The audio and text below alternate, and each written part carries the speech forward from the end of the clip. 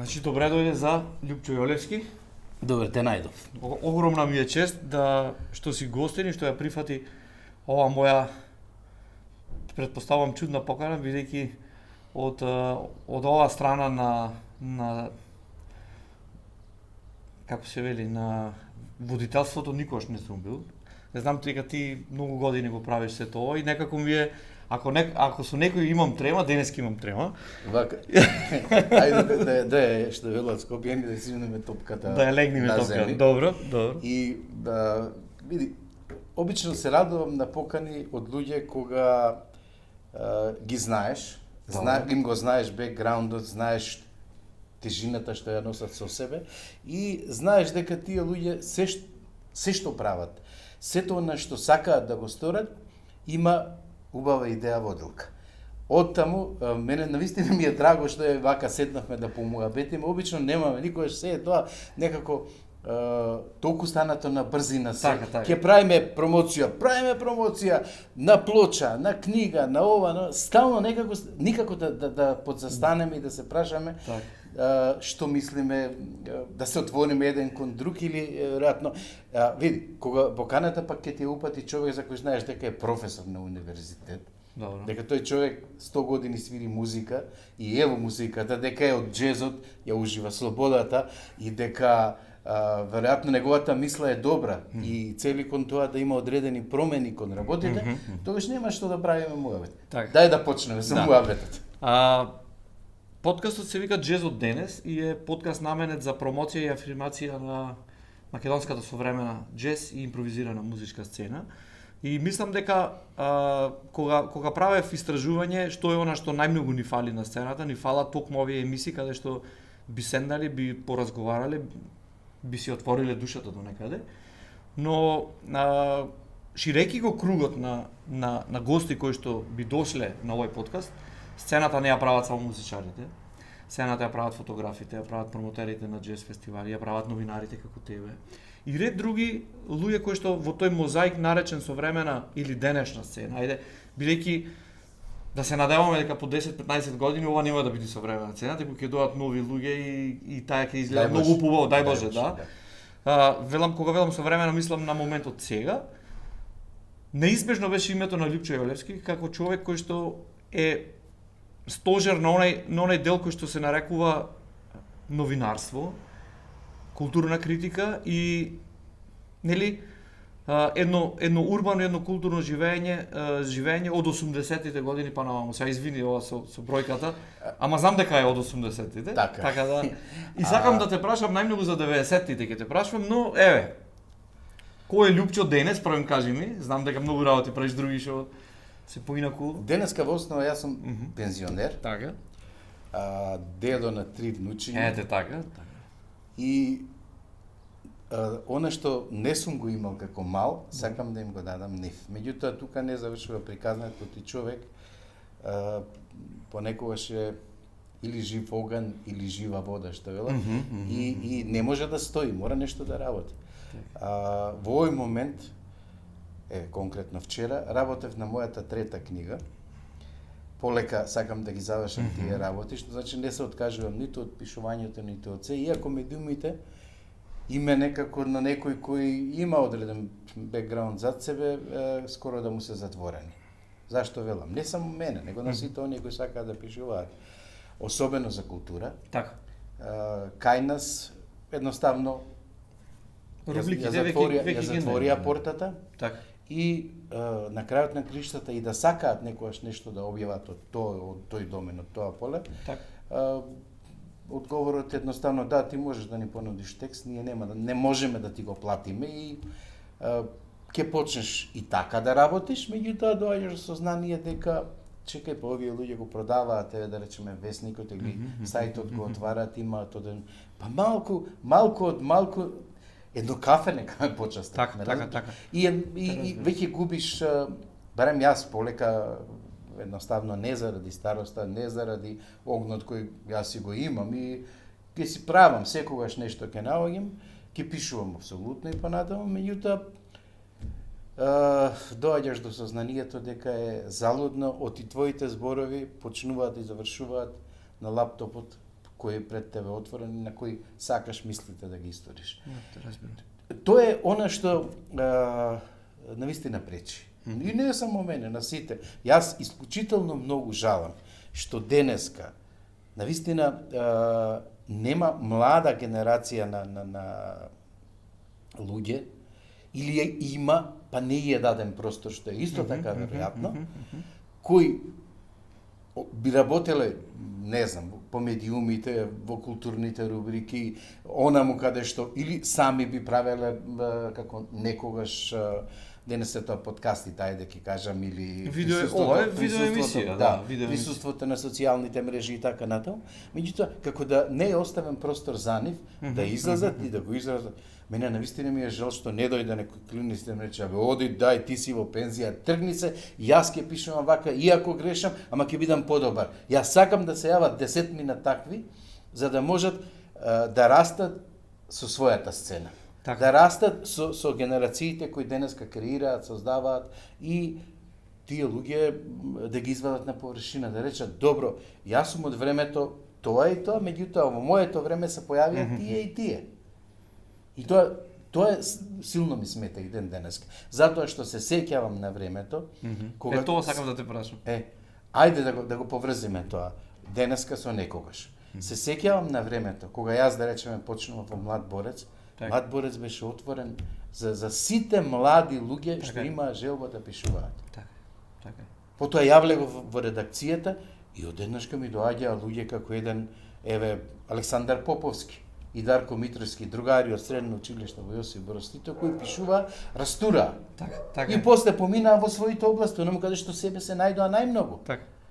Да не кажувам сега за некои други луѓе кои Срđan Јаничиевиќ беше соработник на Млад борец кога јас ја водев културната рубрика и пишуваше и за музика меѓу другото, тоа е актуелен панкот, да речем.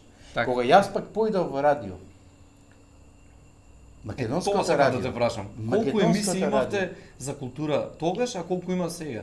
Изборот ми е денес кога се прават прилози, нарочито на телевизија. Тие се најмногу до 5 до 7 минути прилог каде што артистот или не знам, или тој што издава CD, не знам, или плоча, па нема време ни да каже ни со кој ја снимил и каде ја снимил. А во минатото се правеа емисии, баш радио емисија, онака 1 сат, сат и половина му се посветува на албумот, па оваа композиција, па другата. Мислам, она како што нормално од сите промоции. Мислам дека го изгубивме тој допир со реалноста и имаме она инстант живењето каде што само бројки ни се битни и ни се... Сашо, генерално ќе кажам, дека еден електронски медиум, како што беше радиотелевизија Скопје, која подоцна стана Македонска радиотелевизија, еден електронски, државен медиум, или државен печат, пак ајде, ова под наводници државен, затоа што државата се грижеше тогаш, веројатно малку, таков каков и да беше Нова Македонија, кој под себе, под својата капа ја имаше весникот Нова Македонија како прв, весник кој бил објавен на македонски јазик, всушност Млад борец бил, меѓутоа Нова Македонија тук, како и да е, весник, кој ги имаше и вечер, меѓутоа, се сеќавам дека само за музика, секоја сабота имаше страница. Своевремено ја работеле кои се не, меѓутоа најмногу на таа приказна се задржаа Оливер Белопета и Велибор Педевски. Едно време соработував и јас малку таму, година или две, не е ни битно. Па дури младинските весници од детска радост, па и Наш свет, наменет за основците, имаше странички посветени на музика. За култура не зборувам, половина или повеќе беше од културата. Така е, да. Спомнативе Белопета и Велибор Педевски работеа на емисии на третата програма на Македонското радио. Значи третата најсериозната програма која одеш, каде што требаше дебело да бидеш подкован за да работиш. И рецензии пишува, и портрети, и представуваа музика и све. Да слезам пак подолу. Извини, на првата програма или втората програма. Така. Подоцна стана Радио 2 или не знам како одеше приказната. Таму имаше преку целиот ден информации за музика, таму имаше представување. Попладневната програма беше комплетно отворена на втората. И алтернативни сцени пуштаја. Покласичната, да. Да, алтернативната сцена беше доста застапена. Покласичната прва програма, каде што структурираните работи мора да се држат, тоа беше костура, тоа беше сршта, на она што е македонското радионовинарство, да речеме. Така. Во вестите имаше прилози за култура, катадневно, посебна емисија за културата, секој дневно што одеше. Денеска културната рубрика во Радио Скопје, значи на нашето национално радио е сведена на 2 луѓе. Не може така да функционира. Очигледно ние не сме свесни што направивме во меѓувреме. Така е, баш така. Види, сакав да направам паралела, нема да многу подалеку, ќе до Хрватска. Третиот канал HRT3 е фантастичен канал каде што имате време за джез, свет джеза, нели Меланија, каде што ги работи и до ден денес функционираат. Нивниот трет канал е фантастичен со култура, има джез, има алтернативна сцена, така да тие успеа да го задржат тоа. Што се случи кај нас? Веројатно тие со влезот во влегувањето во Европската унија, ајде и претходно оној период, како урбана средина, прво Загреб да речеме, успеале многу пред нас да направат нешто што се вели традиција. Ние ја направивме традицијата, ама толку лесно ја исплюкавме и ја фрливме по вода да не е нормално. Така. Не може да се случи. Значи, радиото каде што јас работев, кое, да речеме, генерално имаше своја политика, едно 18 години, колку бев? Слободна Европа. Во Радио Слободна Европа, одеднаш каде изгуби желба да работи прилози од култура. Така. Со моето заминување јас прашав, дај викам да подготвам некој млад човек кој ќе дојде, ќе ја продолжи приказнава. Оти не слушаат на радиото, меѓутоа имаше таму некои луѓе кои веројатно поинаку размислувале. Тоа едноставно го добив одговорот што може би го насетував. Со твоето заминување. Ке се затвори и да. Не дека нема толку, меѓутоа не е дневно следење на настаните. Никој таму прво се укина радиото не постои, се некои подкасти таму, сајтот функционира. Меѓутоа, кој ќе го ја изгубиш ритамот, дневната динамика, континуитетот што си го направил за целото време и по кој си предпознатлив, едноставно така. си оди работата во ветер. А да не зборувам за вестниците. Јас работев во вестници како што е Дневник, кој долго време ги задржа до 7 моментот додека не беше правлен. И тие додатоци кои функционираве уредник на Антена. Потоа Ова не знаев дека беше уредник. Сум бил уредник таму, да. Добро. Има информација што ми избегала. Во време бев уредник на рубрика. Соработував со млади луѓе кои пишуваа работа. Јас во мојата рубрика сум имал 10 новинари. За да еден момент дојде газдата кој никакво разбирање нема што се работи и колку е важно да биде третирана културата и да каже ти едноставно од денеска треба од овие луѓе да се ослободиш. Така е. И да останеш со еден двајца колку да покривате. Пак се сведуваме на тоа бројките. Нели, тие што ги даваат парите, секогаш гледаат колку бројки. Не, јас мислам дека во основа бројките се. Значи, јас мислам дека во основа газдите на приватните медиуми кај нас, собствениците, никогаш не разбраа дека во рацете имаат силно оружје, меѓутоа дека имаат исклучително голема, огромна одговорност пред јавноста, не само пред политиката. Генерално дека треба да ја крепат традицијата и дека треба да се грижат дека ако ги едноставно не се влијае оно колку што се може како медиум на генерациите кои допрва доаѓаат, ќе дојдеме на ова што сме денес. А нив тоа не ги интересира, само ги интересира добивката. И влијанието во политиката, затоа што сите што ги купија медиумите, мојот став е дека ги купија не за да прават медиум квалитетен, одговорен, општествено, да го помагаат обичниот човек во државата, едноставно да го информираат, да го опрацуваат, да го едуцираат, да направат нешто што само по себе се подразбира некаде на друго место, туку да се збогатат, Така е. ако е тоа можно, Инстантно. и потоа да имаат влијание во општеството, да се наместат некаде во политиката, од каде што може уште повеќе да се збогатат. Па види, многу едноставно. Доволно е да направиш еден, не знам, една недела да пуштиш еден медиум, да го гледаш и ќе видиш што доминира. Доминираат политички емисии, значи секој божи ден имаш исто. Потоа имаш увезени сапуници од Турција, што се на ајде сега да не го зборуваме уметничко ниво на какво едноставно интелигенцијата на народот оди надолу и уствари што е еден процес кој што е ама многу е битен тој процес. Види, не замени за тебе. Тие не понижија генерално како така. Народ, како нација која не е тиква без корен, која има пред себе, која има исклучително богата традиција. Така е. Тие понижија нашата традиција. Тачно. Затоа што многу е жално. Ева, ќе појдам во Белград и вртејки по радиопрограмите таму, многу повеќе ќе ги слушнам и Архангел, и Мизар, Леписов, Така. Тоше Проевски. Така е. Овде отворите, молам, радио, ќе видиш дека никој од нив. Значи, зборуваме за артисти кои биле докажани, кои биле херои, луѓе кои едноставно ја правеле музиката, еве. Да не зборувам за други настани. А направи паралела колку им е тешко, па сега на тие што не се толку докажани или тие што доправа доаѓаат за да бидат на медиум или на радио. Тоа е како да удираш. Ние сме доведени, мислам дека сега во моментов да удираме со главата во зид. Удираш, не паѓа. Не паѓа затоа што немаш од никаде помош. И за среќа, се остана на инаетот и ентузијазмот на одредени луѓе. Така. Па не е нормално да речеме, не е нормално овие луѓе што се бават со афирмација на културата, луѓе што се бават со афирмација на музиката, луѓе кои ни го донесоа светот, немаат никакво признание. Така. Ние видовме овде што ретко каде може, например, Скопскиот джез фестивал е феномен.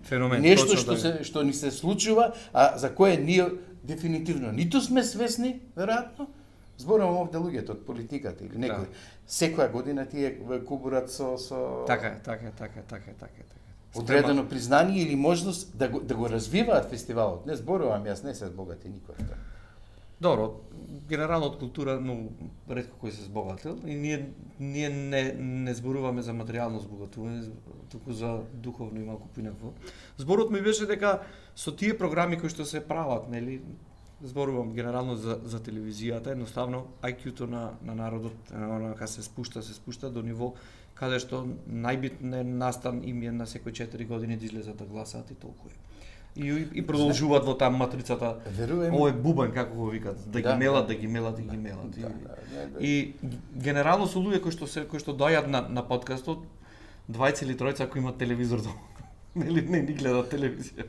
Да бидам искрен, мене лично исто телевизијата ми остана од време на време, можеби само најавата на вестите, спортските емисии и понекогаш ако успеам да фатам, зависи која телевизија да фатам, телевизии кои ќе ти понудат сосема нормално содржина. За жал, она што навистина ме жести.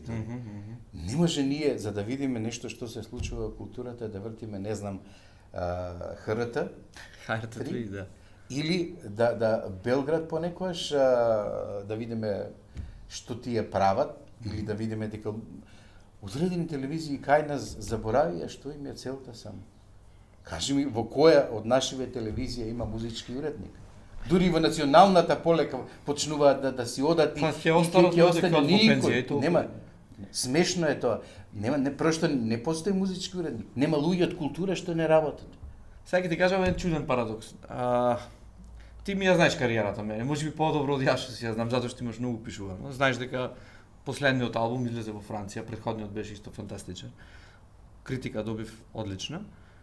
И дали знаеш кога излегов на телевизија на вести, ударно на вести, дали знаеш кога излегов? Кога на сцена ми се качи тој со колата еден на сцена свиревме на Today's All About Jazz и го снимила телевизија, бил имало телевизија, човекот се качи на сцена, на микрофон, трнете ја колата, и то стана хит, трнете ја колата. Никој не напиша дека Сашо свиреше, дека имало джез фестивал. Не е битно ни дека имало, дека на концерт, па имаше джез фестивал. Па видете, значи хит беше човекот што се качи на сцената.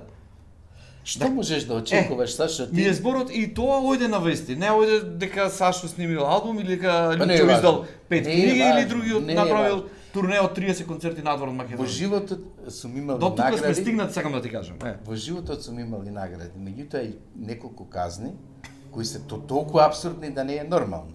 Во еден од весниците кај што работев, бев казнет од главниот уредник, зашто сме го пуштиле, или јас како уредник сум го пуштил текстот, во кој не сме напишале што ручал во Охрид Брајан Фери, кога Roxy Music гостуваа таму, свиреа во спортската сала Билјанини извори.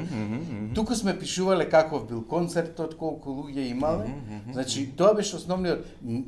Сме го немале моментот што Брајан Фери ручал во Охрид. Што може да руча? Веројатно пастрамка му дала, не знам.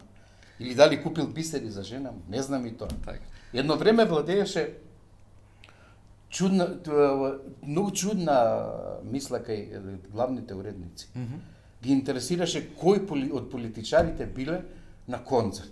Па што е битно кој од политичарите бил на концерт? Едно време има и кампања кој купуваја плочи, знаеш, па се сликаа со македонски плочи, па поддржуваме македонски. Ништо не остана. А да го прашаш веројатно тој колку слушнал, колку плочи има во колекција, колку слушнал. Така. Тоа е веќе друга приказна. Кој од нив биде? И тоа се луѓе. Така е. Јас се согласам, луѓе си купуваат, некои ги интересира. Јас познавам ама луѓе кои биле да правиш кампања дека купуваме македонска музика, мислам. Молим те, тоа е страшно. Страшно и срамота е, да. Знам луѓе кои дома имаат огромни библиотеки и не затоа што да имаат библиотеки, туку сите тие книги ги читаат. Да, искрено. Луѓе од политиката. Да. Да не кажуваме кои исто така купуваат плочи, купувале дискови. Тоа е нормална работа. Меѓутоа тоа му е работа која ќе го облагороди неговиот дух. Така е. Не, веројатно како политичар, да правиш кампања, ама да правиш кампања на грбот на некој кој што сега имаше билборди, слушајте македонска музика, не знам дали имаше такви коментари по Facebook, луѓе кои што потрошија толку пари за да наредат билбордите, немаат даено пари за да си издат толку албуми, нели? Ако навистина ти сакаш да поддржиш нешто, па инвестирај, нека вадат луѓето, артистите нека вадат плочи и дискови, хардкопи нека вадат. Мојот став за политиката кај нас. Ја фативме на политика. Да. Мојот став е теа дека секојаш културата, пак не викам само музиката, културата и била монета за подкусурување. Точно така. Тоа многу пати го имам прочитано. Тоа е она приказна кој цело време ние едноставно токму поради тоа и поради фактот што политиката се мешаше стално таму, средствата упорно се намајуваат, ќе дојдеме до тоа ти да конкурираш за некоја книга, веројатно ќе добиеш смесна сума со која не можеш книгата да ја комплетираш. За албум исто така. Страшно, тоа. А кој па седи таму, тоа е друга приказна. Мислам, тоа е уште многу потешка тема да ја дискутираш. Да не зборуваме колку од нашите министри биле луѓе од културата и тие што биле, колку пак не морале да ретерираат затоа што некој од озгора ги притискал за одредени работи. Така. Добро, сега не можеме ние да кажуваме за изборите нели на председна на министрите за култура, едноставно какви профили одбират, но добро е да се луѓе од културата, луѓе кои што ја познаваат овој сегмент од општественото живење го познаваат. Јас мислам дека сите од министрите треба да познаваат проблематиката со која следните 4 години ќе треба да се бават. Иначе што бараат да го работат таму? Добро. Колку од тие министри, кажи ми, колку од тие министри поминале низ неколку различни сектори? Стручњаци се за се, немојте мова. Да.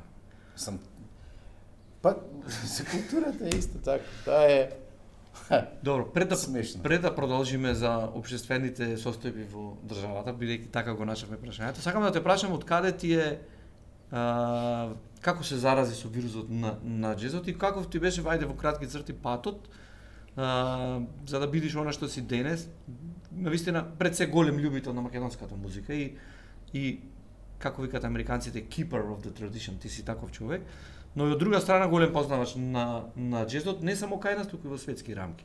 Ме интересира патот. Како да ти кажам, за себе знам една работа, тоа е дека имам незгаслива жет да слушам музика.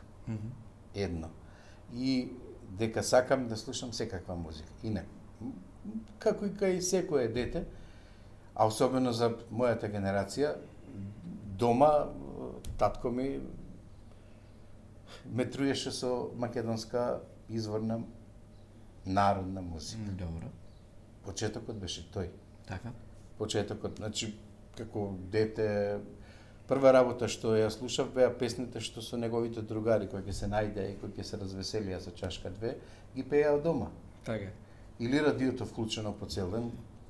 Секогаш беше мислам, тоа е некако ми остана и како традиција. Радиото вклучено некаде своевремено беше заглавено на Радио Скопје, да. што е нормално, потоа и така натаму, понекогаш ќе свртеа некоја друга станица, меѓутоа се генерално беа тоа радија кој има убава програмска шема која нудеше и информации, меѓутоа уште повеќе и прекрасна музика. Така. Почетоците се тие.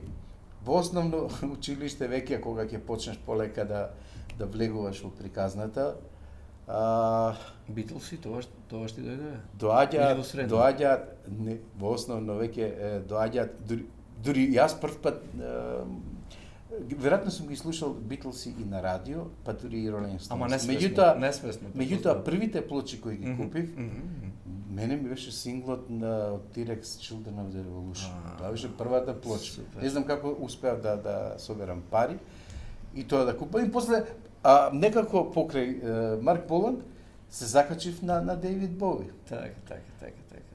И тргна. И кога излезеш со другарите, менуваш плочи, нормално, како школа ми беа и Purple, велам, меѓутоа Beatles и Stones и Zeppelin, Janis Joplin, Dorsey, беше таа работа која едноставно мора да се има. Да. И ќе дојдеш, не знам, кај Pink Floyd, па после почнуваш од нив да копаш други работи, значи цело време се работи. Истражување. Јас прво, значи, бев тоа што е домашната музика и она што беше сега дури класичен рок н рол доаѓаме.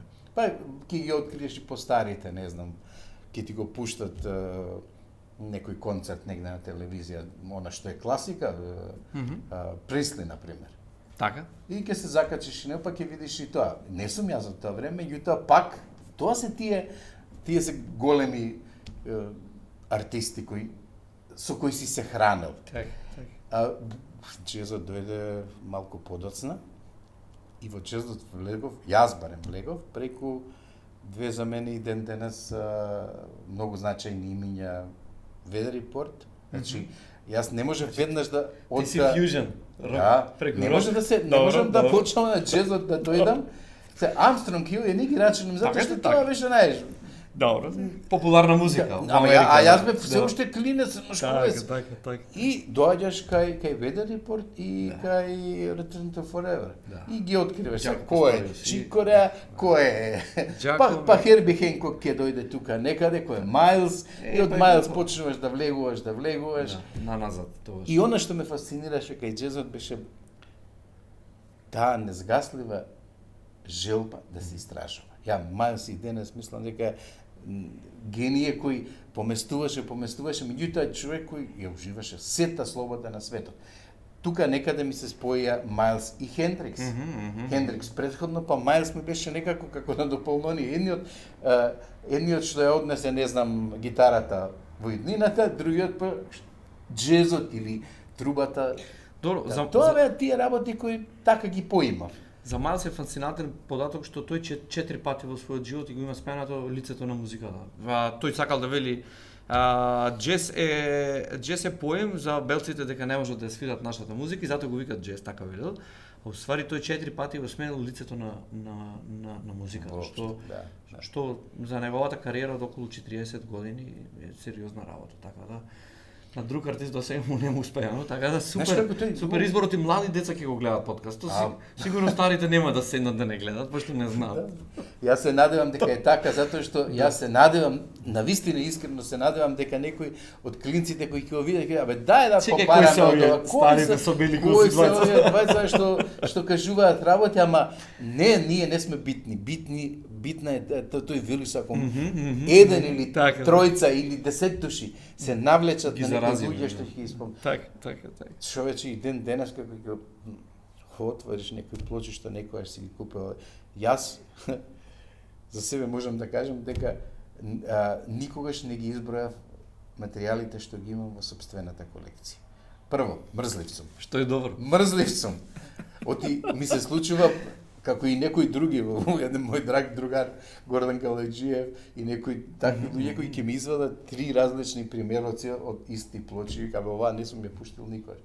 Јас имам така. Сите неотворени. Така. Неотворени. За среќа половина од работите сигурно ги имаш неотворен. The Dark Side of the Moon. Имам 3. Pink Floyd, The Dark Side of the Moon или Фриолески. Вага да ти кажам, дури ајде веројатно ќе нема да го најверојатно нема да го гледа, ќе го слуша. Пред некој ден плочата Dark Side of the Moon ја извадија и всушност Wish You Were Here извадија. Ја извадија на некој винил кој рефлектира одредена светлина и сето тоа на зидот, не знам што свене. Цената да имаш грамофон. Треба да имаш некој обичен грамофон, како што паѓа светлината и така, на зидот ќе рефлектира ова и се залета, вика, колку е цената, чекај малку. Seen better days. Да. Мислам, 1/3 од плочите ги оставив овде во Скопје, бидејќи куќичката не е толку голема и 2/3 однесов во Охрид и сега се фаќам себе дека кога ќе појдам во Охрид, откривам колку уште неотворени плочи имам, ги отварам, една по една ги слушам, меѓувреме ќе порачаш па ги носиш повторно таму. Некако по некоја чудна логика ги делам и да ти кажам уживам. А од Охрид кога ќе се вратам во Скопје, носиш други за Скопје. Менувам пак за Скопје носам и што е најинтересно, стално се изненадувам себе од некои материјали. И мислам дека барем јас би сакал да ми остане тој вирус се уште за да се интересирам за нови, интересни. Сакам да ме провоцира музиката многу. Тоа ми е огромната желба. Нешто да ме изненади, да ме удри по глава и да се слуша. Те разбирам. Ова е тоа. Да. Мислам, те разбирам потполно затоа што јас сум баш како тебе. Се разбира онако колку што имам време бидејќи јас сум како тебе, ама татко на бебе, татко на дете 8,5 години, малце нели се она семејниот живот по 2 смени, ама веќе навик смените се 24 сати се смените кај мене. И колку што можам навистина, тоа го правам онака по дигиталните платформи. Знам онака да седнам 2 сати да отепам преслушувајќи нова аплодирана нова музика и со сигурност гарантирам дека денес во овој момент се создава по-добра, по-квалитетна, по-издржана, мајсторски направена музика колку во минатото, иако во минатото начинот на кој што ја слушавме музиката беше различен, нели одиш до Солун за да купиш CD или плоча да купиш и ја вртиш додека не му излези она све однатре, маста на битолски маста дури не му излез. Да, во раце сум ги носел од Трст, не од Солун. Од Трст, од Италија, да со воз да ги донесеш до Скопје и да ги пуштиш на првата жука и да ги чуваш и да не се извитка. Тоа е се реална работа. Тие се моменти за кои што младите луѓе кои што ќе гледаат подкастот, мислам не можат да го осетат, не можат како да ти кажам, не можат да сватат ни што све сме поминали за да имаме музика и за да слушаме. Јас Спектрум, значи Били Кобан од Солун сум го купил со последните пари. И не сум јадел тој ден сум патувал на кај Македонија. Два мора да дена- јадам. Два дена без пари се враќам затоа што ќе ги потрошам парите на музика. Ете така. Наискрено. Ете тоа сум го правил и онака уште го имам дискот, уште го чувам онака. Тој ми е еден од првите да речам дискови, иако кај мене, не знам дали знаеш, сигурно не знаеш, кај мене Кени Барон беше онака тригерот за да ме тргни на кај джез. И после го купив Чик Кореа акустик трио и ништо не може да сватам. Појма, ништо не може да сватам ништо што прават. И онака диско што остана 3, 4, 5, 6 месеци и упорно му се навраќав, а упорно не можев 2 години да разберам што прават. Кога почнав да чак ти свам што вика да убито. Така? Што прават и реков ова е многу интересно, овака сакам и јас да правам. И некако така ми тренатирao, тоа беше 95-та, 96-та година ти кажам. Многу е убаво да се само откриваш. Значи, да, ќе пуштиш нешто и тоа ќе повлијае и работата е до учењето. Така. Јас за себе знам дека никогаш не сакав да го прекинам процесот на учење или на само учење. Само учење, така. На само учење. Сакав да слушам и нови работи и да ме интересираат артистите кои доаѓаат и така натака и така натака. До ден денеска.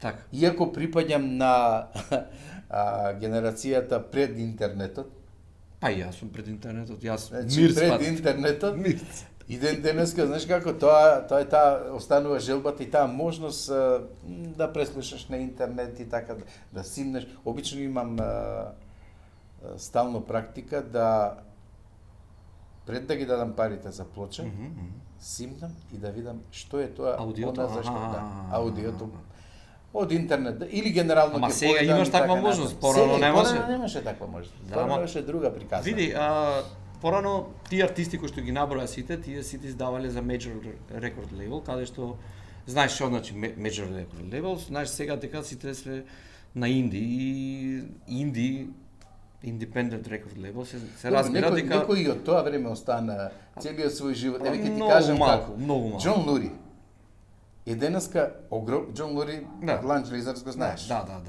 Го гледавме во Скопје на Так, Джаз фестивалот, прекрасен концерт и така натаму. Тоа е друга приказна која можда и не е сега време. За втор подкаст. За втор Да. подкаст. Џон Лури многу тешко се наоѓа. Особено, јас своевремено ми го сними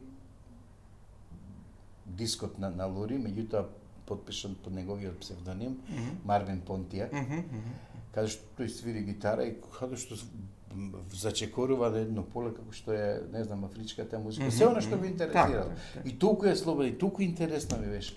И тој снимен диск го чував доскоро, изрежан диск го чував, за да конечно минатата година некаде во Америка на некој ки знае каков сајт Да, се ги појави. се појавија двете негови плочи.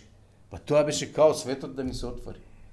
И конечно успеав со пријатели. Ваму, те молам, брати, Донеси, правете да, пари, донеси ги и ми ги донеса.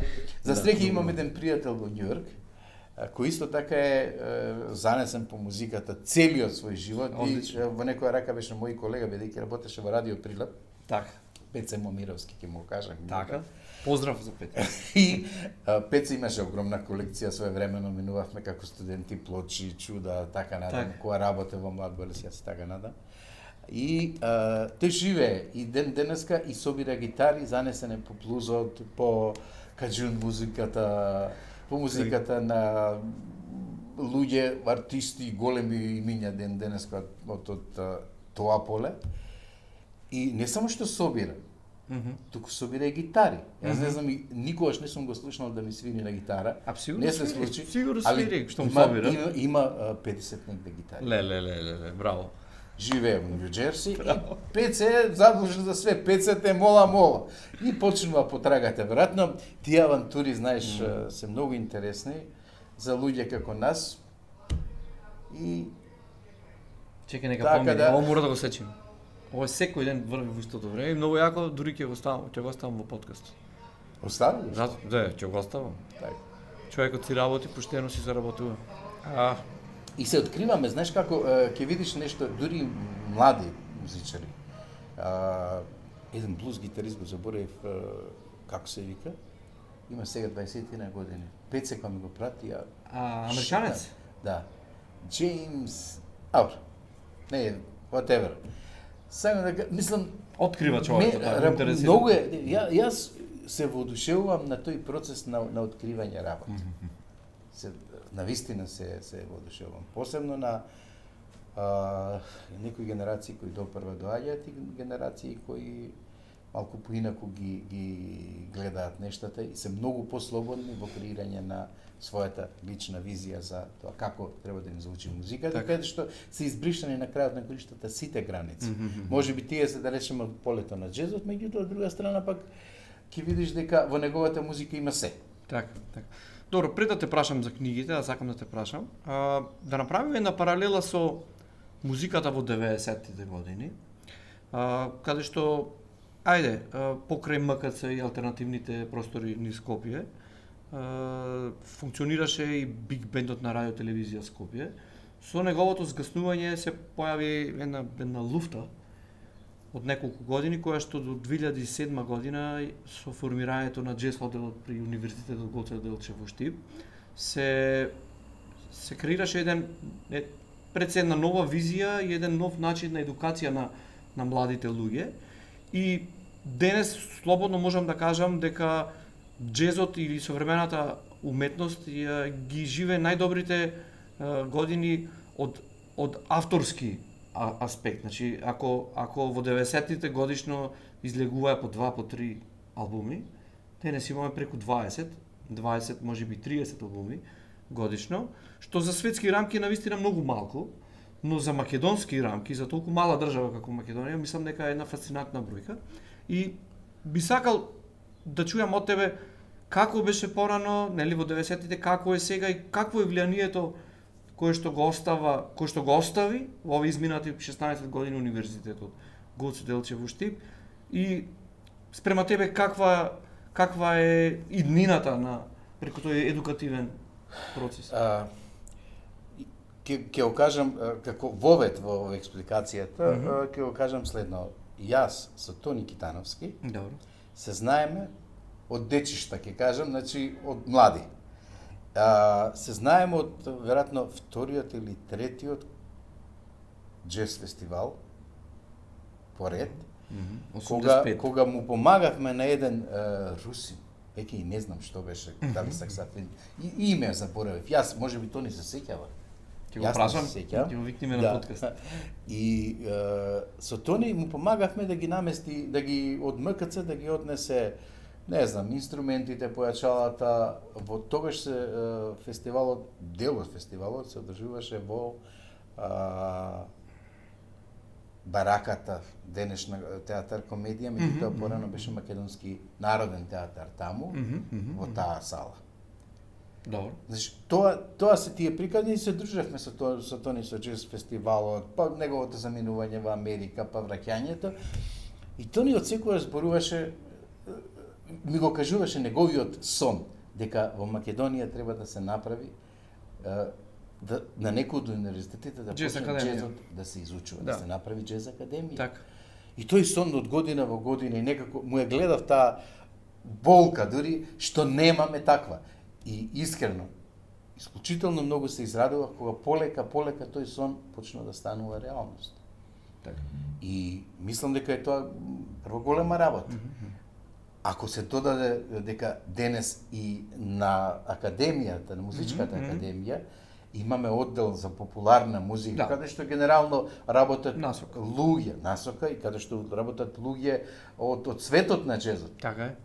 Таму се професори, не знам, Кирил Туфекчиевски, Гордан Спасовски, мислам дека предава нешто, Кирил Кузманов, Трајче. Значи, луѓе кои тогаш е разбирливо дека се сменија работите. Во таа приказна, добро, исклучително, дури и огромно влијание пред се има можноста во Скопје да го видиме светот на джезот. Значи, Скопје го имаше джез фестивалот. Така. Ама не достигаше едукација. Точно е. За сцената. Меѓутоа, таа темелите беа ставени на тој начин и полека се создаде клима во која денеска нема 20-тина, јас би рекол дека 50-тина можеби албуми годишно има. Уште подобро. Ако кажеме дека неодамна, баш овде за некои микрофони таму во аудиокултура, јас помогнав при промоцијата на албумот крај Вардарот джез. Мислам дека двојката беше и дека само еден човек како Мирко Попов Така. за PMG Jazz со Владан Дробицки имаат подпишано 50-тина албуми во изминативе години. Така, Владан Тоа беше- што доаѓаме? Владан Што беше- правиме? така, Владан беше говориме пред тебе, за промена че- исклучително на климата. 49 изданија и го најави за 2 недели 500 изданија на PMG Jazz. Фасцинатна бројка. Дека тука има и некои мали издавачи кои се јавуваат со албуми кои веројатно ги има само на интернет, во електронска форма. Добро, и Скопски Jazz фестивал со JFS имат и Апсолутно. изданија. Тоа го оставаме настрана. Зборувам дека през годините Скопје Jazz фестивал имаше цела, меѓу другото и јас мислам дека еден од твоите албуми беше Да, нивно издание. 2020 е за 2020. нивната етикета. Да. Така е. Така да, значи, полека работите зреја. Свеста. Дури и мене ме изненадува една работа. Од една страна имаш таков притисок од политиката и тотална затвореност на медиумите, а од друга страна, благодарение веројатно на интернетот и можноста електронски да се понуди музиката и разбирањето на луѓето од клубови како еве, пак ќе кажам, тука сме во аудиокултура. Да, следното прашање ќе ми биде за аудиокултура. Ние имаме можност и се отвараат простори, можеби немаме класични джез клубови. Така, е, Но- така. Баш Има малечки места каде што па дури и во една буква ќе слушнеш дека се случува джез свирка и така натаму. Значи се отвори просторот. така. И тоа е доброто. Тоа е доброто. Тоа е доброто. Тоа мене ми се чини дека е отпорот. Тоа е она што јас го нарекувам дека практично на идиотизмот и на сето она што ни се случува, на кризата, Рефлексија и наетот. едноставно ние го исправаме она што можеме. Оно колку што може. Нашите слободи, нашата желба дека не сакаме вака да живееме, дека генерациите што ќе дојдат не треба така да живеат и Така дека е. тие треба да ги уживаат сите слободи да творат на сите полиња. Да. Да го уживат современото време од нормален аспект, а не да се Меѓутоа, очигледно никогаш нема да биде така. Борбата ќе биде дефинитивно нешто што ќе биде својствено не само за времето во кое живееме, туку и за она идно. За жал. За жал, да. Сега ќе ти прочитам едно прашање кое што им го поставам на сите. Ти знам дека доаѓаш често тука и го кажа дека беше промотер на едно издание. Аудиокултура преку концептот Life at аудиокултура, знаеш тој концепт? Да. Ќе зборам, ќе кажам и за тој. Успеа да го извлече джезот надвор од фестивалската рамка. Креираше повисоко ниво на промоција на джезот во Македонија и генерално на музичката изведба во живо. Впечатоците од публиката се навистина извонредни. Прашањето ми е каква е твојата перцепција за ваквиот пристап од музички аспект и колку е битно, бидејќи кај нас сцената некако е поставена обратно, од горе, од фестивалите према клубовите. Затоа што следно прашање ќе ми биде дали знаеш колку джез фестивали има во Македонија активни. Предпоставам не знаеш. Никој не поводи до сега. Но она природниот пат на градење на проектите, на градење на сцената е од оздола нагоре, почнувајќи од клубовите, кажа многу добро дека немаме джез клуб, се уште немаме еден нормален, сериозен джез клуб, каде што ќе има секојдневна програма. И сега ми е зборот за аудиокултура. Спрема тебе, колкав е импактот културен на ваквите, би ги нарекол, алтернативни сцени во креирањето на современата сцена? Крај Вардарот джез практично таа компилација што ја издадоа, рековме PMG, меѓутоа Тука беше снимана комплетно. Да не заборавиме, таа беше снимена тука. Така е. И во целата приказна учествува и бизнисот, Така. Со помош од бизнисот, така. меѓутоа и аудио култура, отварајќи можност она што се има да се представи тука. Последната пак свирка на која јас бев во култура, во аудиокултура се извинам, беше свирката или представувањето, промоцијата на албумот на Филип Динев. Добро. една прекрасна вечер во која во клубот имаш толку многу позитивна енергија да едноставно неверојатно е. Така. Да не зборуваме па дека таа свирка беше веројатно најдоброто јас што сум го видел од Филип Динев со соработници како еден Мартин Џаконовски. Така. Мислам, што да кажам. Така. Добро. Или и да не го заборавиме Виктор, да, се разбира. Да, како еден луѓето кои кај да го фрлиш ке се снајде и кој е веројатно највработениот тапанар кој моментално. Веројатно, не знам. Да. Најангажиран. Ангажиран колку што треба. Мислам дека конечно сцената живее на вистинскиот начин. Еве ќе ти кажам по мене. Зошто? Затоа што веќе паднаа сите рамки и граници на тоа дека треба да се свири во еден бенд, треба да се свири само тоа. Луѓето се комплетно слободни. Она што пред малку го спомнавме за универзитетот и самиот факт што нашите млади музичари се решија, например, да студираат во Грац или да студираат некаде на друго место, меѓутоа ако ќе дојдат тука, да ја донесат прво слободата што како поим вистински ја научиле таму и да експериментираат и да се движат во кругот на различни интереси и различни соработници, тоа е најголемата добивка од сето она што мислам тргнувајќи, не знам, од джез фестивалот, преку академијата, преку одделот овде на музичката академија, се создаде во меѓувреме. Таа приказна. И изборуваме конечно во Македонија за навистина едуцирани и високо квалитетни артисти и проекти. За мајстори, да. Секогаш било. Така. Секогаш било. Пред да те прашам што ни недостига, сакам тук да не забораваме. Или ајде, што ни недостига, ајде. Што мислиш дека ни недостига на сцената? Една работа што е многу битна, затоа велам овие клубови како аудиокултура и сите други каде што постои можност да се свири во Битола, како се викаше, камарите, или да речем Джезин во Охрид, или не знам. Со самото тоа што отвараат простор, спојуваат убавото со корисното. Така. Да се разбереме. Јас сум одел на Белградскиот джез фестивал и не сум влегал во ниту еден друг клуб каде што се подобри условите од овие овде. Пример. Тука се фантастични. Или не знам во Битола или пак во Охрид. Посебно јас можам како артист да ти кажам дека звукот, квалитетот на звукот, тоа е едно највисоко можно ниво. И едноставно, знаеш дека овој клуб, уствари аудиокултура е направен, идејата беше ќе биде Михаил гостин во подкастот, тој ќе каже најдобро, но идејата беше да се слуша музика репродуцирана на високо квалитетно репродуцира. И низ овој проектот Life at Аудиокултура стигна да биде главно место за промоција и изведба на музика во живо.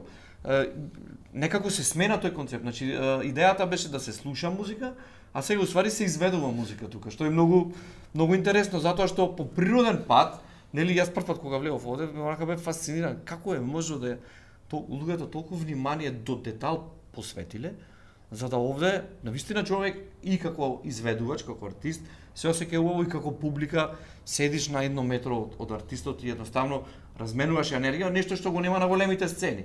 И на крај, бидејќи е затворен капацитетот е 50 до 60 посетители, значи комплетните концерти се снимаат аудио и видео и бесплатно се пуштат на лайвстрим и секој може да ги најде на YouTube каналот на Аудиокултура или на социјалните страни. Значи затворен, но отворен концерт. Лично ми не достига документ. Да, веќе почна да се прават, значи издание. Се документира. Тоа е битно. Онаа свитка, пак ќе го спомнам Филип, да. Беше толку добра, што јас жалам што на пример тој материјал не ми е достапен да дојдам, сега го видам тука на одреден физички носач на звук и да има. Добро, јас го не сум го видел. Ќе го добиеш. Ете, тоа се тие приказни. Да. Тоа се тие приказни. Значи овој концепт е 2,5 години веќе стар. Life at Аудиокултура и секоја недела има концерт, значи секоја недела има концерт, има промоција на книга, промоција на CD, културни активности, едноставно урбаното Скопје, она културното Скопје почна да се дружи тука, дури и неколку пати се организира и винили, размена на винили. Така. Сега, Министерството за култура изминатите неколку години имаше еден во повикот што е, откриваме нови алтернативни простори каде што мое лично мислење е дека беше пресликано од некоја високосовремена држава како Данска или како кој што има инфраструктура во секое село, кај нас нема пат да одиш до селото, а не да направиш алтернативна сцена. И толку многу енергија, ресурси, пари се потрошија на такви откриваме нови алтернативни сцени, што спрема тебе, колку е можно сцена да креира култура, и нели да влија и да направи културен импакт со 2 до 3 или 5 концерти годишно, или ваквите проекти кои што траат повеќе од 2 години. И прашањето ми е, дали не беше попаметно да се инвестира во вакви проекти, кои што веќе се разработени, кои што имат културен импакт, кои што се препознати во средината и кои што се денес се објавува концертот, утре е букиран. Следниот ден е веќе букиран. Дури одредени концерти кои што излегуваат календарски во 2 месеци програмата се веќе букирани. Значи следниот ден booked and busy. Колку е попаметно, значи ми е зборот да се инвестира во проекти кои што веќе функционираат, што значи тоа? Отколку некој друг да почне од нула. Да откриваме нешто ново, затоа што на ваквиот концепт, јас не велам дека за аудиокултура, има и други концепти, слични или исти кои што функционираат, наместо да има еден концерт, ќе има 2 концерти неделно. Со средствата даени од министерството, секоја недела ќе има македонски бенд, македонски артист кој што ќе настапи. Ми ја сваќаш идејата. Апсолутно. Мислам, дај да не се лажеме. Топла вода не се измислува. Светот ги разработил тие работи.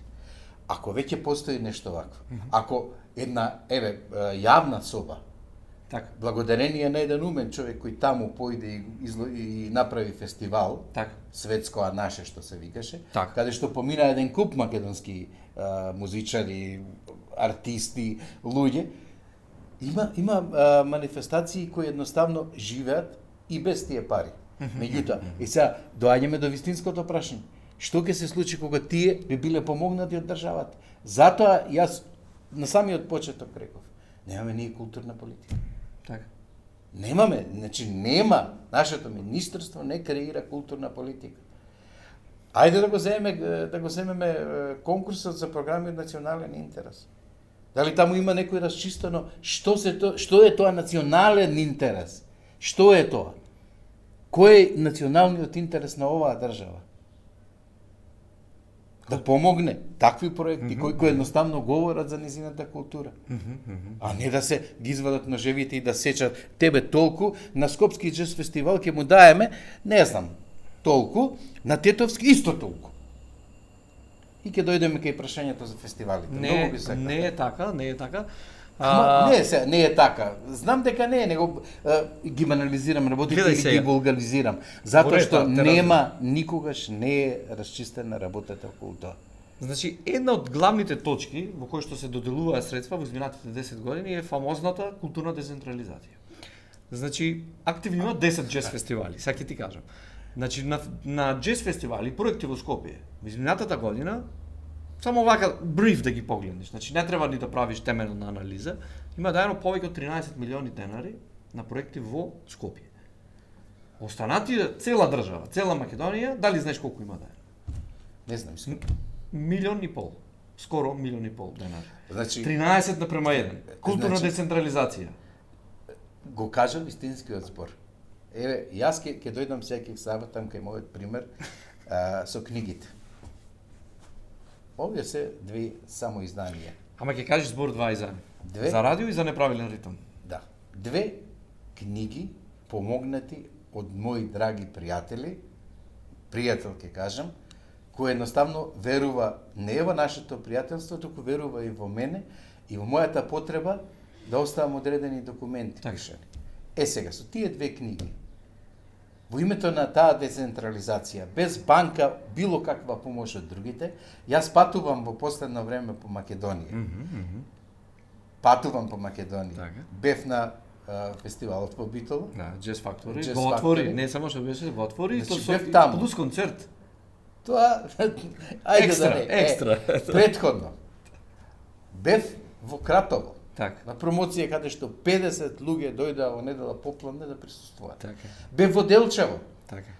На Вапцарови со истата екипа на луѓе или промената, со одредени измени благи, меѓутоа луѓе кои се волни без денарче во джеб, Така. за едно кафе што јас ќе ги почистам Так, сок, а пак никој мене ништо не ми плаќа, Так.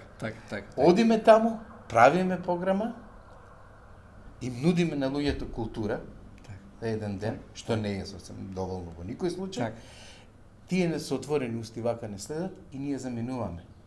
Значи, го кажувам чисто како пример. Так. Дали може да профункционира децентрализација? Апсолутно, ако самиот термин биде расчистен што представува. Значи, од парите до отчетноста. Добро, да бидеме максимално искрени до крај.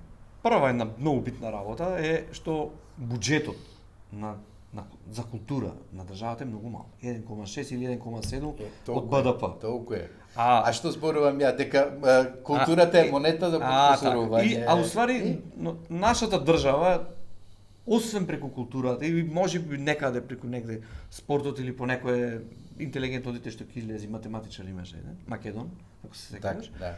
Ние реално немаме со што да се пофалиме во светот. И ние таму каде што сме најсилни, каде што најмногу можеме да ја представиме државата, си ја сечиме гранката, тоа е она македонската, знаеш. Ова култура. Македонската е таа, мора да си ја сечиш гранката. Не смееш ти да ја извадиш главата од казано, треба да те трнат другите долу. Како ти да ја извадиш главата? Ме свеш македонската. Што ми беше зборот? Најелегантното решение е плюс 1% од БДП да се додаде во буџетот за култура и во трите ставки, пошто има 3 ставки таму плюс што се дели на буџетот, парите за живата уметност, за она уметност која што сега во моментот се создава, па да бидат многу поголеми од таа што е конзерваторската или заштита на објектите од Југославија.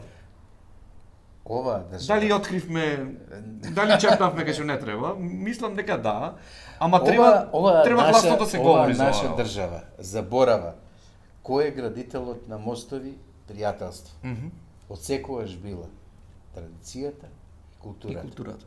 Така е. Ако тоа почнеш полека да го бришиш со гумичка од страна, кај што пишува култура, па прво К ќе го избришиш, па на крајот А и така натаму, а сите овие години наназад. Ерозија. Тоа се прави. До што доаѓаме? Мислам, до нашите вакви зборови за жал цело време. Да. Доаѓаме до тоа дека ние очигледно, значи, види, нам ни е загрозен идентитетот. Нам ни е загрозена обстојбата. Од сите страни сме стегнати. Така е. Се попушташе, не знам, нова, онде. Да, се прави и дојдовме до тоа дека треба да не снема веројатно скроз, за да некој биде среќен или да одим. Ја едноставно работите треба да си ги земеме повторно сами во своите раци. Затоа велам дека во културата треба да дојдат луѓе кои искрено од културата, кој што од културата и проблематиката ја се разбираат, предадат и едноставно ќе почнат да ја живеат културата и ќе не натераат да живееме културно. Да. Значи, ние зборуваме цело време за култура, каде се култура, значи цело време битки се. Да. А државата при тоа па и не прави баш многу.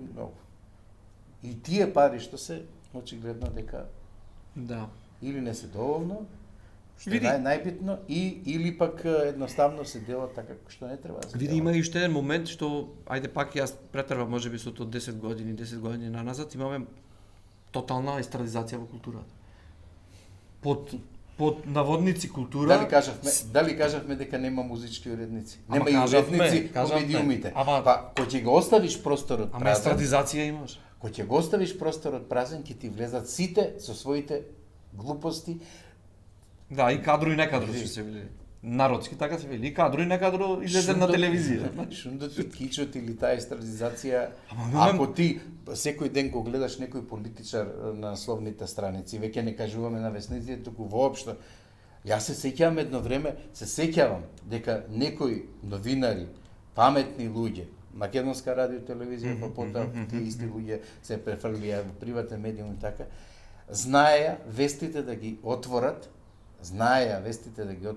неколку години поред така, со, например, почетокот на джез фестивал Скопскиот и да го извадат Свеченото Оливер отворање Белопета, на да го извадат пред самиот 3 минути. Меѓутоа прва вест. А ударна вест во вест. Прва вест, Така. а не сега некои драги колеги кои се крстат во големото истражувачко вакво, онакво новинарство. Прво ќе те информираат дека не знам, братот ја убил жената на тој и веднаш и ова е веста на денот. Те молам. Мислам, многу се свртија работите. Така. Што ќе слушне некој дете таму? Потрошувачко општество, тоа е инстант Што ќе во слуша? моментот да фама само некакви зголемување на Своевремено еден фестивал како Охридско лето беше на вестите. Денес какова се слушнал на крајот ако му пуштат 60 секунди од времето кое треба да биде посветено или евентуално ако председателот биде таму да го отвори што се случува стално бидејќи е покровител на манифестација. на отворањето, а и затворањето е Колку простор е отворен? Јас го паметам времето кога цело Охридско лето се снимаше да потоа да оди на програмите. Го паметам и времето кога како уредник на Канал 103 или координатор на работата на тие луѓе што беа таму, ние добивме право директно да пренесуваме дел од концертите. И негде порано го спомнав овде Џон Лури, Ланч Лизардски спомнавме. Идеа директно на програмата на Канал 103. така. Кој беше под капата и беше едно од чедата на македонската радио телевизија и кој истата таа која се погрижи да го снема и биг бендот на МРТВ и сите оркестри други, народниот оркестар, оркестарот на Джалгиите, сакаше и започна да го шутира Канал 103 од куќата без да смогнат сили да го направат да биде дел од програмата за ситни пари. Пак идиме до македонската, и колку сме ние такви какви што сме во кодот или предпоставам дека ние во кодот. Гледав една емисија за македонска телевизија, значи во минатото како известувале за Охридско лето, за концертите, па трчале по комши да се јавуваат по телефон, па овој отсвири вака едноставно. Мислам, зборувам 80-90 години каде што се имаме телефони во џепот. Сега е друго времето. И колку било, баш нема да се сетам новинари кои што онака гореле од желба за да бидат таму и да известуваат, да бидеш известуваш колку било битно од Охридско лето, бидејќи Мене на телевизија ме однесе, малку ми назнаат, јас не ја сакам телевизијата. Ама се отвори денес, многу ми е убаво, многу ми е хеф. Браво. Мене на телевизија ме однесе еден твој сограѓанин, Гоце Димовски. Добро. Иначе музичар, Добро. академски музичар, еден од директорите на Младински културен центар и така натака, и човек кој бил од културата, едно време беше уредник во Македонска радио телевизија. Така. И Гоце ме зеде, ме однесе таму и вели нас не треба музичка емисија Уредник. на телевизија. Добро. И добивме задача. Алјоша Симјановски, режисер, кантавторот и јас. По една емисија Кире Печијаровски тогаш почна да ја прави, ние ја направивме првата емисија на македонска телевизија или на радиотелевизија Скопје. Добро. Првата емисија што се бавеше со видеоспотови и со информации од светот на современата музика. Велам намерно современата затоа што таму имаше и поп. Меѓутоа не оној поп. Да, не мејнстрим, да. Значи и поп и рок музика.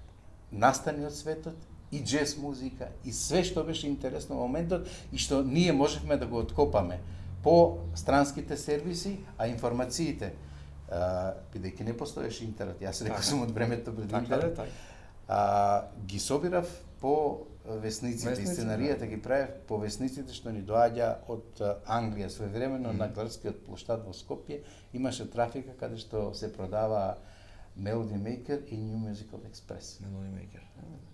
Значи, збориме за пак 80-тите. Имавме една прва сезона каде што емисиите ги снимавме во стара телевизија, викам, ние денешна Телма таму. Да. Во студио кое беше, што да ти кажам, и каде што кога се запалеа рефлекторите, тоа беше се гори натре, да. И каде што нас со Алјоша и камерманите не бркаа и нормално мајсторите на звук не бркаа, последните 15 минути од терминот, затоа што требаше да дојде една требаше од спикерките за да снимала вести. Да. И колку траеја монтажите, и така натака, и така натаму. И потоа таа емисија живееше, па на Како се викаше? Се сеќаваш? Видеометроном се викаше. Видеометроном. Во потоа ја замина во војска, во војска, во приказната влезе Вера Јанковиќ како водител, Оливер во исто така, па се вратив, па теравме заедно некое време и така натаму со Вера. И тогаш имавме можност, тури, затоа што зборуваме за времето на Југославија. Во таа емисија, ако Екатерина Велика објави албум, имавме можност да ги викнеме и да ги снимаме во новото студио. Да не зборувам за други, за македонските, македонците беа секогаш тука и секогаш не беа присутни, секогаш. Тоа е тој однос кој што го имала државата во минатото и кој што го има сега. Значи зборуваме за нешто, два медиуми покрива се и сешто. Така е. Успеваа да фатат. Само желба се сака. Волја да има волја, да има желба и мислам дека луѓе жедни за работа има и има луѓе кои што си ја сакат. Јас не се сомневам. Воопшто не се. Само треба да им се даде време, место и да бидат почитувани како што треба. Апсолутно. Сега сакам да те прашам за џез фестивалите. Спомнав малку, дали знаеш колку има џез фестивали активни во Македонија? После си ја кажа ти бројката од 10, ја можам да ти набрам неколку за кои јас знам. Еве ќе ти кажам. Не знам, го тргаме Скопскиот, нели? Ама треба битно да кажеме бидејќи има 42 изданија. Скопје, добро. Оффест Скопје има 23 изданија. Добро, тоа е, значи, стожерот. Така е. Меѓутоа, ти си соработувал, многу е битно да кажеш дека си соработувал со Оливер и со Скопски џез фестивал. Хвала на Бога што сум имал јас да учам од човек како него, да речем. Така. Затоа што прво да седнеш муабет да попреш, дали ќе купиш информации, ќе научиш, музика ќе менуваш или ќе те упати на некој. Тоа е она битното. А уште повеќе. Јас мислам дека на Оливер треба да се дигне биста. Жалосно е што Скопје џез фестивал има едно единствено признание, а тоа е орден од председателот, му го додели Ѓорѓи Иванов. И после тоа никој не се осмели. Председателот Ѓорѓи Иванов е голем љубител на џез и аудиофил и човек кој што јас зборувам дека тој беше председател. Да. После тоа никој не се осмели да рече, не знам, собрание на град Скопје, зошто? Едноставно треба да се признае. Овој град додека се живи луѓето треба да му даде признание. Апсолутно.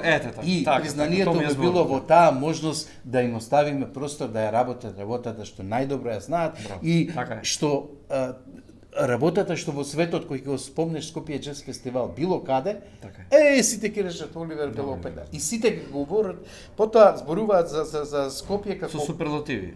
Отворен град кај што град нуди ова, град нуди она и така натаму. Види, јас за фестивалите, чекај уште ова да ти кажам. Чистевме со Тони некаква library, некаква библиотека и првите 20 години Скопски џез фестивал книга укоричена. Не знам дали имаш видено. Дали ја имаш видено како изгледа? Ако немаш, мора ќе побаршки ти да. Само да те прашам нешто. Црна дали со ги имаш зелено. првото издание или второто? Првите 20 години книга, значи хронологија на Скопски џез фестивал. Значи првите 20 години од 82, претпоставувам, некако така беше. Добро. А дали си го видел второто издание? Ама ги пиши сите артисти кои што настапиле. Добро, значи во првите 5 години тие артисти што настапиле на Скопски џез фестивал, тие во моментот секако Бил Фрисел и компанија, тие се сега столбовите лидерите на џез сцената во моментот, најголемите имена. Значи луѓето кои што го правеле Скопски џез фестивал е добро и за младите да знаат. Имале визија, не само да го донесат Рей Чарлс како што го донесува Би Кинг. Имале визија тоа што во иднина по 20, по 30 години ќе биде вистина најдоброто, го донесли. Така да секоја чест, јас морници ми лазе кога ги читав 20 Оливер 20 Белопета беше вработен во македонската радиотелевизија во преноси и врски. А треба ќе го викнеме да дојде и да каже. Мора да каже неговата приказна.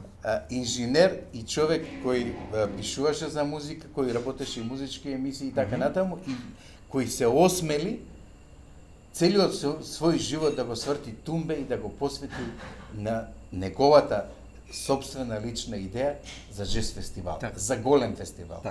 Скопје Джез фестивал, јас го сакам исклучително многу, заради една најбитна работа. Дека кога веќе работите станаа сериозни, кога тој влезе во фестивалот и фестивалот стана професионален, во смисол дека се издвои од Младинскиот културен центар. Добро. И кога се зафати да прави програма, основната негова идеја беше да се донесат квалитетни имиња, авангардни имиња, и ден денеска се држи до тие постулати, имиња кои ќе покажат каде тоа ќе оди во иднина джезот, а не големи и комерцијални. Значи, да се зборува за слободата на мислата, слободата на музицирање, слободата да се исчекори многу далеко. И ден денеска таа идеја обстојува согласно можностите што може да ги има еден фестивал во Скопје. Добро, кој упорно само се надградува, но е стопиран од некои други работи. Види, многу е битно што, например, концерти или акти кои не баш толку често се среќаваат на сцените низ Европа, ги има кај нив, нели, ги има во Скопски джез фестивал. И ако не се лажам, ќе те потсетам, изминатата година Златко Калучич триото беше еден фантастичен концерт, нешто што јас стално го зборувам и го кажувам, и во разговор со Оливер констатиравме дека тоа е убедливо најдобриот концерт, ова е минатото издание на Скопски джез фестивал. И Златко не можеш да го видиш како мејнстрим артист на сите джез фестивали. Да сврти, и тоа е привилегијата тоа е тоа. Привилегијата на големите или на значајните фестивали не е во парите, туку во идејата што се има и во едуцираноста да се одбере она вистинското и да се представи на фестивалот. Так. Затоа еден продуцент како Белопета е толку многу ценет во светот. Така. Значи, зборуваме за концепт кој тој се држи, независно дали годинава ќе ги погоди комплетната програма или ќе има некој излог, генерално се работи за огромно познавање на работите. Така. Друг еден момент е што овие 10 активни фестивали сите имаат различни концепти за правење на програма, што е многу интересно. Го спомнавме PMG тие на фестивалот Кавардо Джез, си ја промовираат етикетата, нели артистите што издаваат за нив си ги промовираат, што е многу добро. Тоа е различен концепт, јас многу ми се допаѓа таквиот тип на концепт. Ние во Битола пак имаме 9 концерти секоја година програмот, кој што 5 или 4 или 5 се секогаш македонски артисти. Секогаш даваме онаков акцент на домашното издаваштво, се што е ново, се што е популарно, квалитетно се разбира, го правиме продукција. Исто ми е многу мило што изминатите 10-12 години Скопски джез фестивал има по еден македонски бенд стават, веќе почна и таа поддршка и за сопствената продукција. Мислам дека тргна работата и само уште не достига на вистина онаков фер однос од Министерството, ама на вистина, да не се лажиме. Поддршка имаме, ма таа поддршка што ја добиваме, значи не е ни опрема не можеш да намесиш. Не можеш светло да ставиш или кога зборуваме за квалитетна продукција. Мислам дека време е малку да се отворат ни надвор од Скопје и овие другите фестивали, како во Битола Джез Фактори, Прилеп, Тетово джез фестивалот, па да се отвори фестивал во Охрид, зошто да не? Навистина му е потребно Охрид за време на туристичка сезона. Минатата година 3 месеци да нема джез фестивал, а извини, се што е можно од Србија е донесено да свири до сите простори се затворени, претрупани и преплатени, а нема джез фестивал. Нели е жално, нели е, како се вели, нели е уште една карика што му не достига на современата македонска джез сцена да има джез фестивал во Охрид. Тино проба пред 10 години да направи едно издание и толку. Вака, минатата година не знам кој застана за таа идеја повторно, зашто тие идеи се уваат во некои градови, ќе блеснат и по една година и после тоа приказната и нема. Ги нема. Минатата година присуствував на тој фестивал, една од вечерите на тој фестивал, каде што А сега има джез фестивал во Охрид? Не знам. Ќе видим. Идејата беше и беа викнати Џони Ли Апелгрин заедно со Гордан Спасовски, со Кирил Туфекчиевски и со Виктор Филиповски. Таа екипа. Прекрасна. Џони го имаше неговиот избор и желбата да го представи на една поширока публика. Гледалиштето во предворието на Света Софија беше полно. Меѓутоа, тоа беше најбизарниот концерт на кој јас некогаш сум присуствувал. Еве ќе ти кажам зашто. Зашто истовремено погоре во Долни Сарај се одржуваше фолк вечерта на Охридскиот трубадури или како се? Охридски трубадури. Нешто, да. Нешто така. И имаш, значи, најпрофесионално Џони и компанијата си го одработија. Меѓутоа, имаше моменти кога треба да застанат, да почекаат да заврши горе песната, за да почнат тие да свират. И целиот концерт помина во таква една атмосфера. Мене ми се случи. Што правиме? Мене ми се случи истото во оваа година, но за среќа луѓето кои што го проектирале Народниот театар во Битола биле толку интелигентни, паметни и направиле звучни бариери. Имавме концерт онака од Србија, толку беше гласно во Центар за култура. Се поклопи со последната вечер, втората вечер од Джез фестивалот во Битола. Но многу, пак ќе кажам, мислам, цела среќа што тие што го проектирале од време на Југославија, се разбира, направиле такви звучни изолации што навистина ништо не се слушаше на сцена. Кажи ми вака, ајде да бидеме реални. Колку ова што го зборуваме за Охрид, па ти го кажуваш за Битола, колку тоа во нашава средина е во Скопје, како најголема, да речеме, урбана средина, заедница и така натаму, колку концертни сали ние имаме? Во што ја претворивме македонската салонот на македонската филхармонија? Тоа е единствена моментално и Национална опера и балет. Национална опера и балет. Тие се две единствени големи. Универзалната сала изгоре и во догледно време нема се направи. Што направивме? Дали толку оваа држава не е способна да земе, да направи една универзална, нова од теме и со паркинги, со се, нема кај да паркираш. Овде не ги рачунаме спортските сали, не знам. А спортска сала не е центар, јас на концертот на Џо Кокер во Скопје морав да излезам надвор за да го слушам добро. Последно што слушав концерт го слушавме Џејмс Браун на стадион и тоа беше од желбата за да го слушаш Џејмс Браун. Да го видиш, повеќе да го видиш. Да го видиш. На стадион не е за амајд. Добро, одиме натаму. Стибо Джез фестивал 14 изданија во Штип. Дали си бил некогаш таму? На Стибо? Дали си соработувал, да. За жал не. Знаеш што е Дом на млади? Бошко го организираше, па сега го организира институција. Вака, во Дом на млади сум бил неколку пати со различни македонски групи на свирките што ги имале таму, сме се дружиле со. Ама на Джез фестивалот? На Джез фестивалот не сум бил. Така. Искрено и не можам да зборувам за нешто што знае, има и тоа е нешто што треба да смениме, значи. Не, има Штип е урбана средина која заслужува таков фестивал. Така. Ајде да се потсетиме за Джез фестивалот во Куманово, кој благодарение на еден стигнеме сега и до него. Го имаме. Благодарение на еден славе функционираше одредено време за после да се случи тоа што се случи. Јас не знам дали денеска и кој го тера тој фестивал. Меѓутоа очигледно дека Добро, Прилеп Джез Викенд 12 изданија. Добро, тоа е. Си бил таму? Сум пишувал неколку пати. Така. И се обидов да им помогнам во кој смисол да ги извадам порашина. Тие неколку години тера без било каква поддршка. Не од државата, тури и од општината. Без било каква поддршка. Правеа фестивал, манифестација. Така. Сега не знам дали се уште таму се плаќа и карта за влез. Тоа е.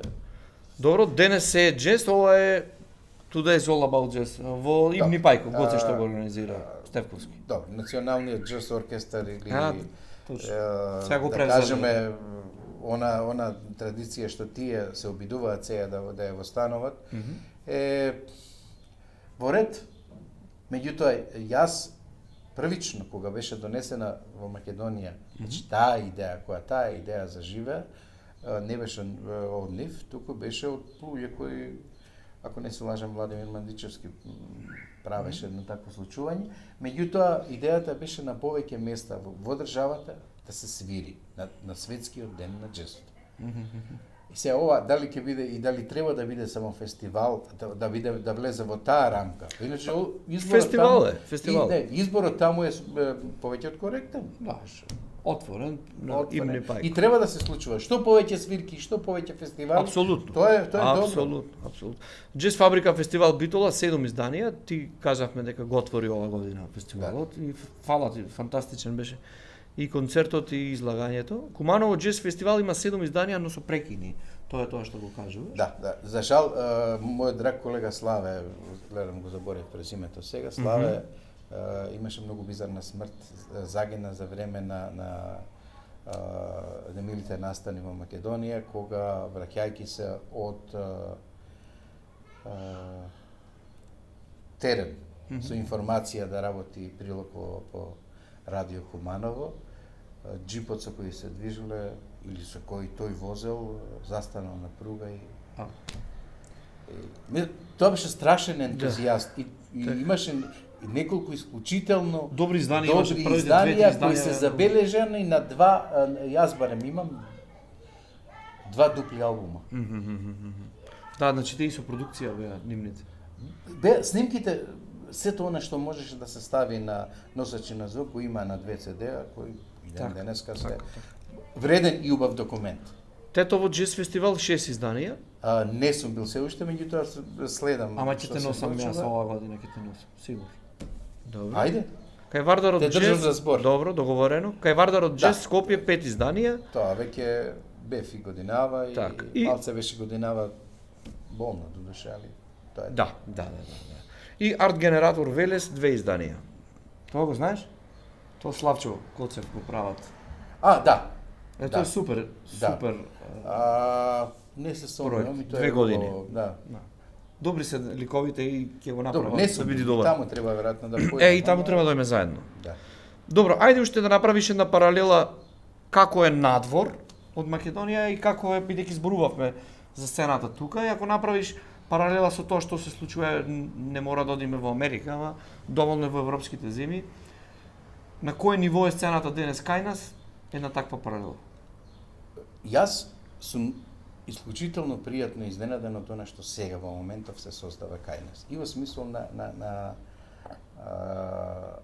авангардна поставеност, во смисол на исчекорување напред и креирање на музика која е релевантна и на времето во кое живееме, меѓутоа која музика не е многу различна од она што се креира, да речеме, во регионот. Дури ќе се осмелам да кажам дека македонската джез сцена, ако зборуваме за джезот, е многу похрабра и покрај се и многу поинтересна, мене лично повозбудлива од било што се случува во, да земем еден Белград и така натаму. Со сета задршка дека немам доволно информации. Последниве неколку години не одам на джез фестивалот во Белград, затоа што малце ми стана програмата и премногу да после Скопје и премногу да се биде врзани се и така натаму.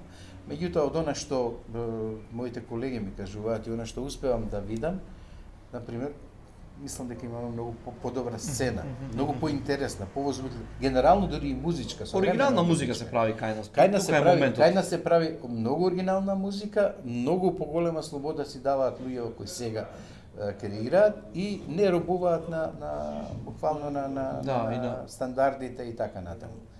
Дури јас сум, да ти кажам, многу позитивно изненадан од тоа што се исчекорува напред.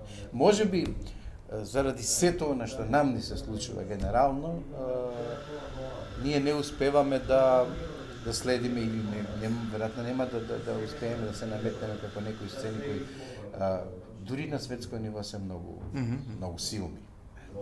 Да не зборувам за Велика Британија, не знам, и таа братија околу Шаваха Хатчинс или така натаму. Добро и Норвешка или Италија или ние сме далеку тие инвестирале во тоа. Тоа веќе станува збор за друго ниво. Иако пак ќе кажам дека се она што се креира кај нас, мислам дека добар дел од тие работи можат и тоа како да поминат и надвор и секаде каде што ќе појдат. Добро, ама ако зборуваме за оригиналност, значи како идеја, како интелект, како музика, тоа е едната страна на приказната. Ама што правиме пак со ресурсите и поддршката. Ја спомнуваш Норвешка, во Норвешка има или таа скандинавска джез сцена, колку само државите Државата инвестира во... Зборот ми беше, ајде да ја тргнеме Скандинавиот и знаеме скандинавските земји, нивниот однос кон културата, особено кон музиките. Тоа е добро познато и знаеме дека тој чекор, за жал, ние можеме само да го сануваме. Или тој третман на културата воопшто, да не кажуваме на честината. Да земе една Словенија. Така. Мислам дека најдобар пример во изминатите 5-6 години е Естонија. Колку Естонија земја како постсоветска и каква земја, територијално колку Македонија, колку е инвестирано во нивната музика, во нивниот, ние немаме македонски джез експорт. Значи тие имаат Tallinn Music Week, една од најголемите конференции светски во моментот. Се кај нив. И што значи сериозно и правилно инвестирање во културата и во уметност. Се враќаме пак на Се враќаме пак на истото. Добро. Как доаѓаме, мислам, можеме до садутре да зборуваме. Така. Не знам, веројатно луѓе како тебе со познавање. Може би утре треба да бидат или барем нивните размислувања, луѓе како не знам колку сакаш од сцената да го земеш, да го однесеш на ова министерство таму и им кажеш дајте им простор нови луѓе да креираат нешто друго. Јас мислам дека време е, ако сме навистина искрени и ако навистина тој што ќе дојде утре да биде и да ја сакат да помогне во културата, време е да праша како да се направи. Мислам дека тоа е првиот чекор. Да бидеме честни, во некои од комисиите кога слушнав кои луѓе располагаат со средствата и кои луѓе треба да ги поделат, во некои од тие комисии седат луѓе кои се од сосема од друга бранш. Па не може некој што е магистар, завршил академија, музичка академија и така натаму, окей, добро. Меѓутоа тоа не значи дека автоматски има познавање, да речеме, од она што е современа музика. Па дури и на полето, ако сакаш, на некаква си современа класика. Така. Не сум сигурен во тоа. Не, јас мислам дека нешто што не достигаше беше она conversation, немаше разговор. Треба да се слушаме едни со други. Не слушаја. Ние направивме една дебата во МКЦ таква како што беше интересна, беше гледана, но еве јас можам да кажам дека не успеавме, ние како сцена не успеавме да се избориме за она што ама навистина ни е потребно, тоа е джез експорт. Или на крај на денот музички експорт, каде што ќе ги третира сите оние уметнички стилови. Зошто да нема и алтернативна сцена, зошто да нема рок сцена, ама зборувам за музика која што произведува култура, создава култура, не за естрада. Ние треба да ги расчистиме тие поими најнапред. Па затоа зборувам ја цело време. Мора. Естрадизацијата на нашата култура е најболното нешто што нам се најголемото зло што ни се случува 10 години. Кое треба да биде искоренето. Време е, време тоа да се. И да се знае. Своевремено еден југотон во Загреб функционирал на тој принцип што на пример парите се земале од тоа што се продавало, не знам што, а парите биле вложувани во проекти како пакет аранжмани или не знам некои бендови, House Store, филм, Азра, Underground бендови, се прелевале парите. Денеска веројатно кај нас не може толку. Ниту ние имаме пазар, ниту немаме пазар. Цел систем е тој кој што треба да се смени. Али едноставно отворени се сите канали да ни се протнат. Естрадата и не само естрадата. Туку се она најдолно што може така. И едноставно од тука е тоа силно влијание кое пред се од север што доаѓа и после и од регионот. Север, истокот, кај сакаш кажи го, не е битно. Значи влегува секаде постои и кичот и шундот и не успеавме да направиме брана. Ма и немаме ни стандарди, немаме Како е можно уметничка критика, не постои уметничка критика. Апсолутно. Тоа е тргнато. Затворени се сите канали. Така. Затворено дури не само што нема уметничка критика. Затворени се сите канали да излезат информациите за она што се случува кај нас. Така, за жал. Војна сум водел своевремено што сум ги ставил на наслов на страница Мизар. Војна сум водел. За да тој уредник во медиумот кај што работев, оди со весникот, насловна страница на Антена, веќе кажав кој медиум, оди по сите и да ги праша колку од луѓето ги знаат. Ние требало да ставаме на насловна страница само популарни. Стигнуваме до бројка. И доаѓаме тоа дека се вртиме пак на истото. 50 е ситуацијата. Бројката, да. Прво. Ги интересира А второ, бројката. мојот одговор на сето беше да, треба да дојдат овие што не ги знаат, а што се квалитетни, за да ги запознаат. Значи, од авангардната да отвориме, да тргнеме она завесата, да видиме дека таму работат некои луѓе. Да се дава можност на млади пази, и на оние што допрва доаѓаат е многу битна работа. Тоа што си го направил ти, си проценил, истото кажавме за Оливер. Значи Бил Фрисел свирал во третото издание на Скопски джез фестивал, сега тие тој е главниот. Мислам, тој е тој во моментот во сцена. Токму заради водени со таа идеја, ние, ова како информација не го знаеш, Аудиокултура, заедно со Универзитетот Гоце Делчев во Штип, подпишавме меморандум за соработка. Го знам, и вие одржувате концерти. Имаме 5 концерти. Го знам. Ете така, имаме да ти 5 концерти на студенти. Од одделот во текот на една календарска година 5 концерти ќе отсвират, им даваме шанса на младите, затоа што овој свет, оваа сцена ние нема да биде вечни тука, да не се лажиме. А никој не е вечен. Така е, никој не е вечен. Дури ни тие што Никој не е вечен и треба да оставиме убав спомен зад нас. Не градотија. Ама и да им даеме шанса на младите. Треба просторот да им се отвори ним. Така е, точно така. Треба човек да знае кога треба да се повлече. Мора да знае. Тоа е И не да се откаже. така. Не да се откаже, нека си го работи. Но да го отстапи просторот. Да остави просторот. Доаѓаат генерации со многу посвежи идеи. Да. И се Многу надевам посочен јазик, многу повеќе сили за борба. Дека младите ќе бидат попаметни од нас. Се надевам дека попаметни, дај Боже. Сакам да те прашам уште две прашања, бидејќи ова рековме дека ќе биде 1 сат, ама малку повеќе од 1 сат. Љупчо Јолевски, што сакаш ти да бидиш, а од она сега што си го кажал не си. Ако беше джез артист, ќе те речем, ќе те прашав што би бил кога не бил джез артист. Ама нешто што не си во моментот од секогаш си копнел, си сакал да бидеш. Пак ќе ти кажам. На ова прашање мојот одговор ќе биде следниот. Значи, јас своевремено после завршување на гимназија, онака од дете што се вели по концерти, по улици, слободен и така, се обидов да студирам економија. И успеав година и пол да останам таму и потоа си се вратив. Со еден мој драг другар и пријател, бидејќи треба да одиме на факултет каде, татко ми беше починат, значи јас требаше сам да ја донесам одлоката, мајка ми не дека не се интересираше, туку немаше време да се бави со мене. Ќе одам ја на економија, супер, ја ќе дојдам со тебе и се запишав на економија. И одеднашка сватив, исположив испити, не дека не полагам, мислам, стигнав до некаде таму, дури уште 2-3 испити требаше виша економски факултет, да бидат задоволени нормите. Меѓутоа, кога се видов себе само, ствари кога видов дека јас во тие аули таму не прибаѓам, туку дека од спротива кај што го отворија новинарство, веќе можам да се најдам себе, а во меѓувреме и соработував во Млад борец, велам што барам ја и станав тоа што сум. Целиот мој живот сакав да бидам веројатно само тоа. Целиот мој живот сонував всушност да работам на радио. Радиото ми беше таа магија, затоа што ми се споија мојата желба за новинарство, што и да значи воопшто, за да ги информираш, да ги едуцираш луѓето колку што мој, и мојата пасија.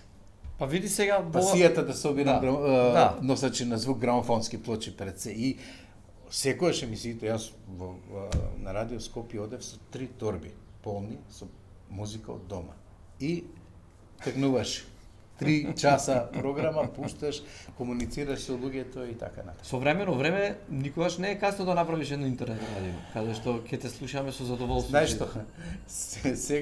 Сега многу повеќе сакам да најдам време за да седнеме со внуциве и многу ми се интересни, пошто татко им е музичар. Така. А мајка им па огромен љубител на музиката и ајде пишувач, професор на универзитет. Така. Овие двајца постариве се музички дури пописмени од мене кога сум бил како нив. Така. Зошто? Затоа што Попаметни се децата, поминаа све. Така. Поминаа све. Преслушај колективот. Средниот внук Свен едно време ги слушаше Black Sabbath. Нормално. Паметно дете. Па се префрлаат од ова на она. Моментално не знам. Моментално е кај Дизни и кај филмовите кои има многу музика, дури и оперски арии почна да пее. Одлично. Фантастично. Не знам што ќе му прават, нивна работа, тие се родители. А најмалиот пак, овој што има година и пол, сега главен хит му се Саф. Браво. Раце горе, вистински рапери трпе. Тоа е тоа. Значи, Underground. не знам.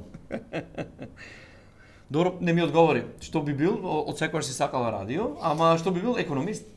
Никој случај. Имаш желба да видиш нешто друго од ова што не си? Не. Океј, добро, значи максимално исполнен. Не, мислам да не се лажеме. Добро. Јас пробав некаде да одам да нешто да станувам економист и мајка ми може би беше разочарана и кога почнав да работам на радио, на телевизија, кога почнав ме гледат и веројатно комшијките изборувале и го гледавме Љупче на телевизија ваму таму, беше пресреќна, што веројатно беше и горда, сигурно. Да. И вика, па ти стварно станаш. Излезе надвор, да. Да. Видовме. Добро. Тоа беше некаков, не знам. Се гордееш, сигурно. Ама јас бев исполнет многу. Така. Што би му порачал на младите кои што доаѓаат, и оние кои што утре некој како тебе ќе седи на оваа столица и се Прво и основно. од оваа страна не знам дали ја ќе. Верувај ми, да. Прво и основно. Да. Секој од нив да си го следи сопствениот сон. И ништо повеќе. Значи, да. Да ја сакаат слободата, на мислата, да секогаш да бидат надвор или да се трудат, да функционираат, да делуваат во некој изместен простор, каде што ќе има можност да експериментираат со себе на позитивен и плодотворен начин и да го прават тоа што едноставно сметаат дека е нивната приказна. Секој од нас има собствена приказна и мислам дека таа приказна треба да се изживее на вистинскиот начин. Да, и да веруваат, претпоставам во тоа што ќе го прават, да веруваат. Пред се. Вербата е основната. Ако ти не веруваш во својот сон, тогаш никој не може да ти каже дека ќе го одсонуваш. Така е. Сонот се одсонува само ако имаш силна верба и кичма и инает огромен во себе за да ги тераш. Нарочито во Македонија инает да го немаш. Овде кај што ние живееме. Така. Оти ќе дојде некој од исток таму и ќе ти кажува, не знам, овој бил Добро бе, пријателе, кажи ми ти, дали во вашата музика има барем една песна и испеј ми ја за Гоце Делчев? Нема. Така е. Знаеш, мислам, не сум од оние кои се... Јас кога рече исток, мислев многу далеко исток. Знаеш, јас кога сум учел, исток беше Индија, блискиот исток беа и тук. За жал, ние имавме, за запад го имавме, кој ќе кажевме тоа с краја. Меѓутоа, знаеш како, мислам, поминуваат времината, реалностите се тие. Не сум од оние кои се расположени за конфронтација со било кого, напротив, само за градење на мостови. Многу добро кажат дека идентитетот се гради со култура и само преку ликови како, ајде, можеби глупаво звучи ликови, но ликови сме. Се гради овој идентитет и ова македонска земја може најдува нешто со кое што може во војнина да се истакне и да се докаже и да го потврди сопственото постоење, бидејќи доаѓа период каде што многу ќе треба да докажуваме. А еден од тие докази за жал. Ние имаме и држава и се и јас сакам да верувам дека оваа држава ќе прогресира, дека оваа држава ќе биде цврста, стабилна, така, со многу силна верба во себе, во сопствената традиција, сопствениот корет и да престанеме едни со други да се ставаме сопки. Тоа е најлошото нешто што може знаеш, да скокнеме. Да. Да скокнеме, мислам, многу е чудно и зезната време. Така. Треба да престанеме да глумиме сегашност. Така. Да ја живееме сегашност. Да ја живееме сегашност, да. Лјупчо, се надевам дека ти беше интересно. Си отворивме душата онолку колку што можевме. Ти благодарам што ја прифати Мојата покана да Нешто- бидеш дел од пак- Джезот денес, подкастот за современа македонска джез и За жал, современа многу, музика. многу зборувавме за друга работа, колку за джезот, Ако? меѓутоа джезот е пред се слобода, а ние луѓето како нас, мислам дека сме толку многу желни за слобода и за слободно творење, да тоа пука и излегува на сите страни од нас. А джезот е по мене пред се слобода Така. и над се. Ти благодарам. Јас сум Љупчо Елевски, новинар, пензионер и слободен човек, а вие гледате Джезот денес, подкаст за современата македонска, па ако милувате и светска музичка сцена.